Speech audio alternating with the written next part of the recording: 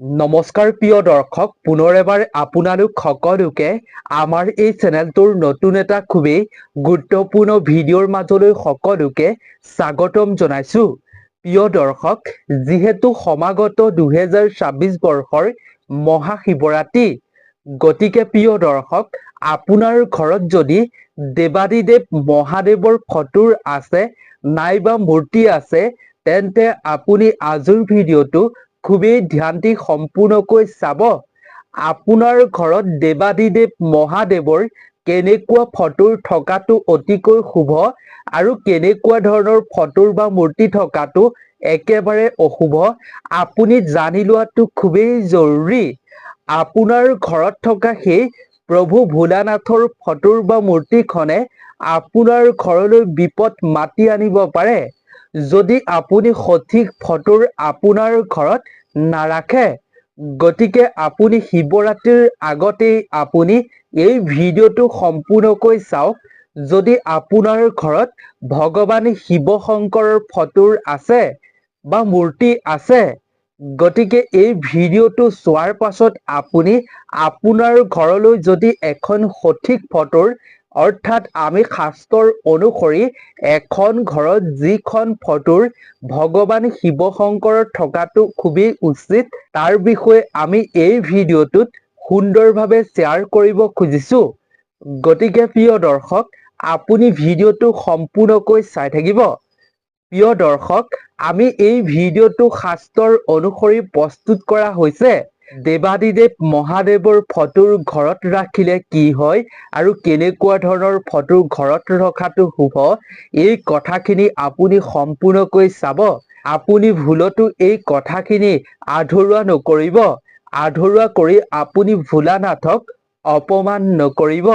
আৰু যদি আপোনাৰ ঘৰত ভগৱান শিৱ শংকৰৰ আজিৰ ভিডিঅ'টোত আমি ক'ব খোজা এই ফটোসমূহ নাই, তেন্তে এখন ফটো আপোনাৰ ঘৰলৈ অৱশ্যেই মহাশিৱৰাত্ৰিৰ আগত লৈ আনিব। 2026 বৰ্ষৰ মহাশিৱৰাত্ৰি 15 ফেব্ৰুৱাৰীত হ'বলৈ গৈ আছে। গতিকে আপুনি তাৰ আগতে এই ভিডিঅ'টো চাই যদি এখন মহাদেৱৰ ফটোৰ আমি কোৱাৰ ধৰণৰ এখন ফটো লৈ আনে, তেতিয়া আপোনাৰ ঘৰখনত প্ৰভু শিৱ শংকৰৰ অসীম কৃপা দৃষ্টি থাকিব আৰু ঘৰখনৰ সদস্যসকলে নানা ধৰণৰ বিপদ বিঘিনিৰ পৰা ৰক্ষা পাব পাৰিব।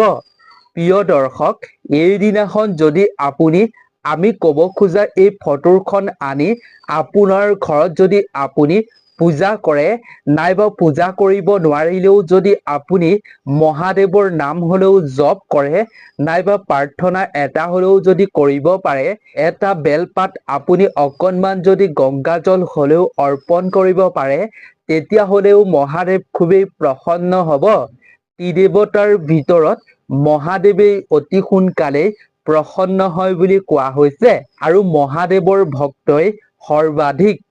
গতিকে আপুনি এনে কাৰ্য যদি এইদিনাখন কৰে, তেতিয়াও আপুনি ঘৰতে থাকি শুভ ফল পাব পাৰিব।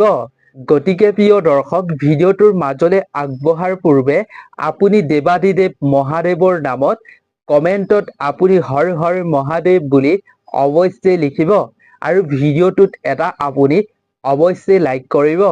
আৰু এনেধৰণৰ শাস্ত্ৰ সম্বন্ধীয় নজনা কথাসমূহ আপুনি জানিবৰ বাবে আপুনি এই চেনেলটো অৱশ্যেই ছাবস্ক্ৰাইব কৰি ৰাখিব। তেন্তে আহক আমি ভিডিঅ'টোৰ মূল বিষয়বস্তুৰ মাজলৈ আগবাঢ়ো। প্ৰিয় দৰ্শক, শিৱৰ ডিঙিত সদায় শোভা পায় এডাল সাপে। তেওঁ পৰিধান কৰে বাঘৰ ছাল আৰু সেই বাঘৰ ছাল প্ৰাচীন ভাৰতৰ ব্ৰহ্ম ঋষি সকলৰ বাবে সুৰক্ষিত এক বিশেষ সন্মানৰ আসন আছিল। প্ৰিয় দৰ্শক, ভগৱান শিৱৰ অস্ত্ৰ হৈছে ত্ৰিশূল আৰু ভগৱান শিৱৰ হাতত থাকে এটা বিশেষ বাদ্য। ডমৰু বজাই এটা বিশেষ ভংগীমাৰে শিৱৰ অস্তিত্বক নাগৰাজৰ ৰূপত ভক্তসকলে কল্পনা কৰি পূজা কৰে। একেদৰে ভগৱান শিৱৰ এটা ৰূপ হ'ল তাণ্ডৱ।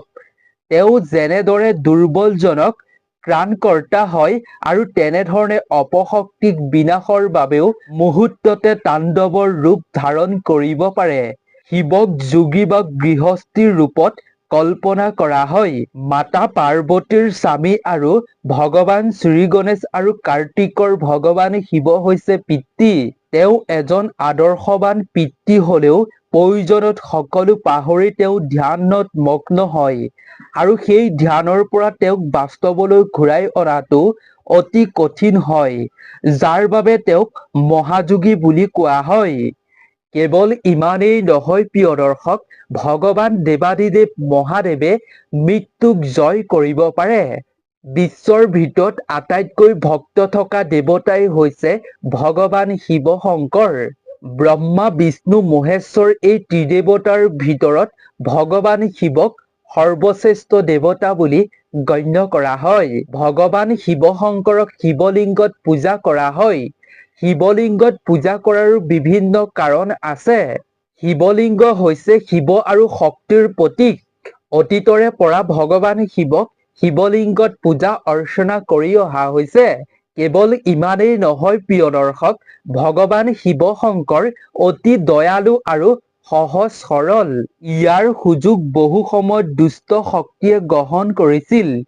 শিৱক আৰাধনা কৰি সন্তুষ্ট কৰাৰ পাছত নিজকে শক্তিশালী কৰাৰ বাবে বৰ আদায় কৰিছিল, যাৰ উদ্দেশ্য বহু সময়ত অশুভ আছিল।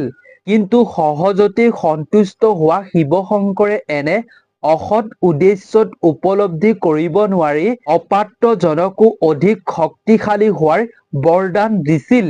হিন্দু ধৰ্মাৱলম্বী গৰিষ্ঠ সংখ্যক লোকে সেয়েহে শিৱ ভগৱানক প্ৰধান দেৱতা ৰূপে সেৱা কৰে। প্ৰিয় দৰ্শক, ভগৱান শিৱ শংকৰৰ বাহন হৈছে ষাঁড় গৰু অৰ্থাৎ নন্দী। নন্দী হৈছে ভগৱান শিৱৰ পৰম ভক্ত।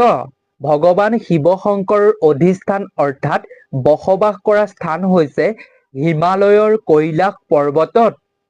প্ৰিয় দৰ্শক, ভগৱান শিৱ শংকৰক পূজা কৰিলে সৌন্দৰ্যতা বৃদ্ধি হয়, লগতে মনৰ ইচ্ছাও পূৰ্ণ হয় আৰু বহুতো বিপদ বিঘিনিৰ পৰাও ৰক্ষা কৰে ভগৱান শিৱ শংকৰে। প্ৰিয় দৰ্শক, বিশ্বাস অনুসৰি ভগৱান শিৱ শংকৰৰ দেৱতাসকলৰ মাজত সৰ্বশ্ৰেষ্ঠ স্থান আছে, সেয়েহে তেওঁক দেৱাদিদেৱ মহাদেৱ বুলি কোৱা হয়। বিশ্বাস কৰা হয় যে যদি ভগৱান শিৱই আপোনাৰ ওপৰত আশীৰ্বাদ প্ৰদান কৰে, তেন্তে জীৱনৰ প্ৰতিটো সংকটৰ পৰাই আপুনি ৰক্ষা পাব পাৰিব। প্ৰিয় দৰ্শক, গতিকে আহক আমি জানি লওঁ এতিয়া শাস্ত্ৰৰ অনুসৰি আপোনাৰ ঘৰত ভগৱান শিৱ শংকৰৰ কেনেধৰণৰ ফটো ৰাখিব লাগে আৰু কেনেধৰণৰ ফটো কেতিয়াও ৰাখিব নালাগে। আহক আমি তাৰ মাজৰে আগবাঢ়ো। প্ৰিয় দৰ্শক, আমি প্ৰথমতে জানি লওঁ আহক ভগৱান শিৱ শংকৰৰ কেনেকুৱা ধৰণৰ ফটো ৰাখিব নালাগে। আপুনি এই কথাখিনি ভালদৰে লক্ষ্য কৰিব আৰু আপোনাৰ ঘৰত এনেকুৱা ফটো ভগৱান শিৱৰ আছে নেকি তাৰ প্ৰতিও ধ্যান ৰাখিব। যদি আপোনাৰ ঘৰত তেনেকুৱা ফটো আছে, তেন্তে আপুনি মন্দিৰত থৈ আহিব লাগে। এখন ঘৰত এনেধৰণৰ ফটো থকাটো শাস্ত্ৰৰ অনুসৰি একেবাৰে শুভ নহয় বুলি কোৱা হৈছে, যিয়ে আপোনাৰ ঘৰলৈ বিপদ মাতি আনিব পাৰে। গতিকে আহক আমি ইয়াৰ মাজলৈ সোমাই যাওঁ। প্ৰিয় দৰ্শক, শাস্ত্ৰৰ অনুসৰি কোৱা হৈছে যে ভগৱান শিৱৰ কেতিয়াও থিয় হৈ থকা ফটো আনিব নালাগে। আপোনাৰ ঘৰত ভগৱান শিৱ শংকৰ থিয় হৈ থকা ফটো বা মূৰ্তি ৰাখিব নালাগে। এনে ফটো ৰাখিলে ঘৰত আপোনাৰ ঘৰলৈ অশুভ ফলে আহিব। আপুনি এতিয়াই লক্ষ্য কৰক, যদি শিৱ ভগৱানৰ ফটো আছে, তেন্তে সেই ফটোখনত ভগৱান শিৱ শংকৰ থিয় হৈ থকা অৱস্থাত আছে নেকি? যদি থিয় হৈ থকা অৱস্থাত নাই, তেনেহলে ৰাখিব পাৰে আপোনাৰ ঘৰত সেই ফটোখন। আৰু যদি থিয় হৈ থকা অৱস্থাত আছে, তেতিয়াহলে আপোনাৰ ঘৰৰ ওচৰতে থকা মন্দিৰত আপুনি সেই ফটোখন থৈ আহিব লাগে। প্ৰিয় দৰ্শক, আপুনি ইয়াৰ প্ৰতিও লক্ষ্য ৰাখিব, আপোনাৰ ঘৰত যদি শিৱ ভগৱানৰ ফটো আছে, তেন্তে তাৰ চাৰিওফালটো আপোনাৰ কেনেকুৱা হৈ আছে তাৰ প্ৰতিও লক্ষ্য ৰাখিব। আপোনাৰ ঘৰত যদি শিৱ ভগৱানৰ ফটো থাকে, তেতিয়াহলে ফটোখনৰ চাৰিওকাষ আপুনি ভালদৰে পৰিষ্কাৰ কৰি ৰাখিব লাগে। আহি আছে মহাশিৱৰাত্ৰি, গতিকে ইয়াৰ প্ৰতি আপুনি বিশেষ ধ্যান ৰাখিব। যদি আপুনি শিৱ ভগৱানৰ ফটোৰ মূৰ্তি লেতেৰা পৰিৱেশত ৰাখে, লেতেৰা কৰি ৰাখে, তেতিয়াহ'লে আপোনাৰ ঘৰখনত বিভিন্ন সমস্যাই আগুৰি ধৰিব। এনে কৰিলে শিৱৰ বেয়া প্ৰভাৱ আপোনাৰ ঘৰত পৰিব, আপোনাৰ পৰিয়ালত পৰিব, যাৰ ফলত ধনৰ সমস্যাৰ লগতে নানা ধৰণৰ সংকটৰ সন্মুখীন হ'ব লাগিব। প্ৰিয় দৰ্শক, শাস্ত্ৰৰ অনুসৰি ভগৱান শিৱৰ বাসস্থান হৈছে কৈলাশ পৰ্বতৰ উত্তৰ দিশত। গতিকে প্ৰিয় দৰ্শক, বিশ্বাস কৰা হয় যে আপুনি ভগৱান শিৱ শংকৰৰ ফটোৰ সদায় উত্তৰ দিশত ৰাখিব লাগে। এই উত্তৰ দিশ ভগৱান শিৱৰ অতিকৈ প্ৰিয় বুলি কোৱা হৈছে শাস্ত্ৰত। গতিকে আপোনাৰ ঘৰত কোনটো দিশত শিৱ ভগৱানৰ ফটোৰ আছে, আপুনি তাৰ প্ৰতিও লক্ষ্য ৰাখিব। যদি উত্তৰ দিশত নাই, তেন্তে উত্তৰ দিশত আপুনি মহাশিৱৰাত্ৰিৰ আগতেই ভগৱান শিৱ শংকৰৰ ফটোৰ মূৰ্তি স্থাপন কৰিব। প্ৰিয় দৰ্শক, দেৱাদিদেৱ মহাদেৱৰ এনেকুৱা এখন আপোনাৰ ঘৰত ফটো স্থাপন কৰিব লাগে, য'ত দেৱাদিদেৱ মহাদেৱ শান্ত আৰু ধ্যানশীল অৱস্থাত থাকে। ইয়াৰ উপৰিও আপুনি নন্দীত বহি থকা শিৱ ভগৱানৰ ফটোৰো আপোনাৰ ঘৰত ৰাখিব পাৰে। লগতে শিৱ ভগৱানৰ এনে এটা মূৰ্তি আপুনি স্থাপন কৰিব পাৰে আপোনাৰ ঘৰত, য'ত ভগৱান শিৱক সুখী হৈ থকা দেখা পোৱা যায়। বিশ্বাস অনুসৰি সুখী হৈ থকা ভগৱান শিৱৰ যদি আপুনি এখন ফটোৰ মূৰ্তি ঘৰত ৰাখে, তেতিয়াহ'লে সেইখন ঘৰত সুখ সমৃদ্ধি বৃদ্ধি পায়। লগতে বিভিন্ন বিপদ বিঘিনিৰ পৰাও সেইখন ঘৰৰ সদস্যসকল ৰক্ষা হৈ থাকিব পাৰে। লগতে প্ৰিয় দৰ্শক, আপুনি আপোনাৰ ঘৰত ভগৱান শিৱৰ এনে এখন ফটো ৰখাটো অতিকৈ শুভ, যিখন ফটোৰত ভগৱান শিৱৰ সম্পূৰ্ণ পৰিয়ালটো থাকে। মাতা পাৰ্বতী, শ্ৰী গণেশ আৰু কাৰ্তিক আৰু ভগৱান দেৱাদিদেৱ মহাদেৱ একেলগতে বহি থকা এখন ফটোৰ আপুনি ৰাখিব পাৰে আপোনাৰ ঘৰত। যদি এই ফটোখন আপোনাৰ ঘৰত ৰাখে, তেতিয়া আপোনাৰ ঘৰখনত সদায় সুখ সমৃদ্ধি বিৰাজমান হৈ থাকিব। লগতে সেইখন ঘৰত কোনো ধৰণৰ অপশক্তিও প্ৰৱেশ কৰিব নোৱাৰে। নানা ধৰণৰ সংকটৰ পৰা সেইখন ঘৰক ৰক্ষা কৰিব। গতিকে প্ৰিয় দৰ্শক, আপোনাৰ ঘৰত যদি শিৱ ভগৱানৰ ফটো নাই, তেন্তে আমি কোৱাৰ ধৰণৰ ফটোৰ আপুনি লৈ আনিব আপোনাৰ ঘৰলৈ মহাশিৱৰাত্ৰিৰ আগত এখন হ'লেও ফটোৰ, য'ত মহাদেৱ সুখী হৈ থাকে, ধ্যানত মগ্ন হৈ থাকে, শান্ত হৈ থাকে, বহি থকা ফটোৰ আপুনি লৈ আনিব। মহাদেৱৰ অকলশৰীয়া ফটোৰ নানিলেও আপোনাৰ ঘৰলৈ মহাদেৱৰ পৰিয়ালৰ ফটোৰ হ'লেও এখন লৈ আনিব।